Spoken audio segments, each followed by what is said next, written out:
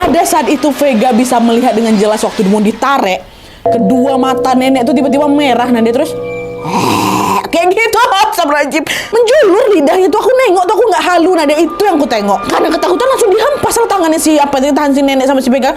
Kata dia kayak gitu. Dan di saat yang sama Ahmad udah mulai menyadari nih kalau ada sesuatu yang nggak beres sama mereka berdua. Akhirnya Ahmad bilang, yaudah yuk, udah kita tunggu di mobil aja nek, udah nggak usah masuk, kami tunggu di mobil, kata dia. Nah, melihat Vega dan Ahmad yang siap-siap mau pergi ini, wah, ibu-ibu sama nenek-nenek tadi tuh masih kelihatan mau nahan mereka. Udah di sini dulu, di sini, pokoknya masih pegang-pegang gitu lah. Hingga akhirnya tiba-tiba ada seorang pemuda warga lokal di sana yang melintas dekat mereka berempat nih.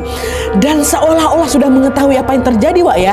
Pemuda itu tiba-tiba dibentaknya nenek tuh. Tapi ngomongnya apa? Astagfirullah, ingat umur nek. Kalau lapar ya makan nasi aja, jangan yang aneh-aneh, kata si pemuda itu. Kalau lapar makan nasi aja. Udah kak, bang, udah pergi dari sini.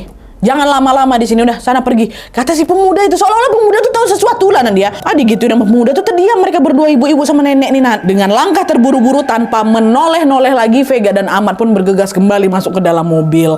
Sesampainya di mobil, ternyata si sopir itu udah ada di sana, nggak jadi makan dia, Nat. Ada dalam mobil. Tuh bertanya dia, kok cepat sekali? Udah selesai janinnya dikubur? Belum sempat Vega sama si Ahmad ini menjawab apa-apa, Wak. Si sopir tadi tiba-tiba turunlah dari mobil dan dia pergi tuh menuju ke rumah tadi, rumah ibu-ibu tadi. Dan selang beberapa menit kemudian si bapak sopir ini pun balik lagi ke mobil, tapi wajahnya marah. Nampak kali kesalin, dan dia masuk kan. Dia masuk dalam mobil langsung dibantingnya pintu biar gitu. Kami udah dalam mobil tuh. Dan sepanjang perjalanan tadi si sopir yang awalnya ramah kali banyak bicara, dia diam sepanjang perjalanan tuh. Nah, dia melajukan mobilnya dengan sangat ngebut, laju. Kami diam aja dalam mobil tuh. Marah lah orang ini, marah lah, entah mau diapain lah kami gitu kan. Terus sekitar jam 7 malam akhirnya sampailah mereka di rumah sakit kabupaten. Kan dealingnya ngantar sampai apa siapa namanya kan. Dah, pada saat itu dengan marah-marah si sopir ini pun meminta Vega sama si Ahmad turun. Dah turun kan? Turun. Tidak lupa juga tentunya dia menagih ongkos perjalanan mereka. Dah, di situ Ahmad sama aku pun sebenarnya nggak tahu apa yang membuat sopir ini marah sama kami. Nah, dia tak mungkin dia marah juga gara-gara janin tuh nggak jadi dikasih, pakai gimana gitu kan.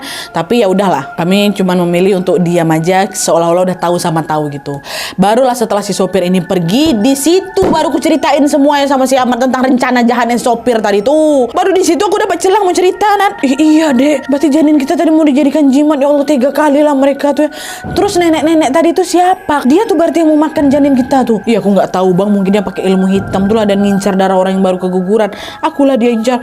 Iya Allah, untung lah ya kita masih selamat dek, katanya. Untung juga janin kita tuh ketinggalan. Nggak tinggal bang, ada nih dalam tas tuh. Memang sengaja nggak ku kasih, ku bilang aja ketinggalan. Memang ada, rupanya bohong memang siapa Vega nih, Wak. Alhamdulillah masih selamat janin itu kan, Wak.